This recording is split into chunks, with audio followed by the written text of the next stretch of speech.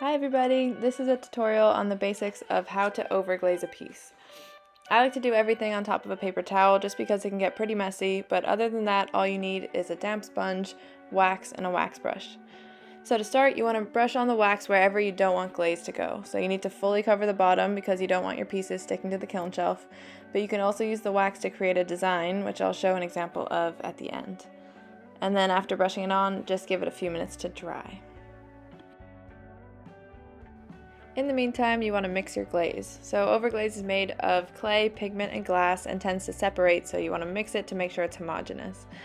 For this piece, I wanted stormy blue-gray glaze just on the inside, so I used a funnel and poured the glaze into the vase, spread it around the inside, and poured it out, being careful not to get it on the exterior of the vase because such a dark glaze would cover up my underpaint, which in this case I wanted to keep, which is why I coated the outside with clear glaze.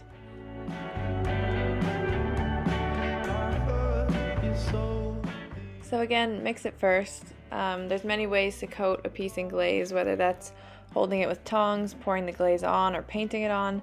But since this vase was so small and easy to hold, I just put my finger inside.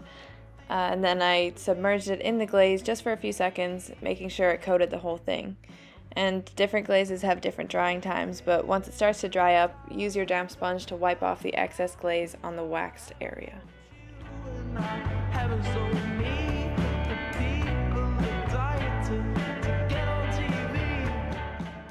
Obviously it's all white right now, but it will look completely different after firing, so leave it on the glazed fire shelf and let the kiln work its magic. Okay, so it's been 2 days and my piece is out of the kiln and she's cute or whatever. My underpaint is now more vibrant and shiny, and the inside is a deep grayish blue, and of course the bottom where I waxed is still matte bisque ware. And just to show an example of what can be done with wax, this is a piece I did a while back where I waxed all the blue areas to leave it matte, clear glazed the clouds and the ladybugs, and used spring green glaze for the grass.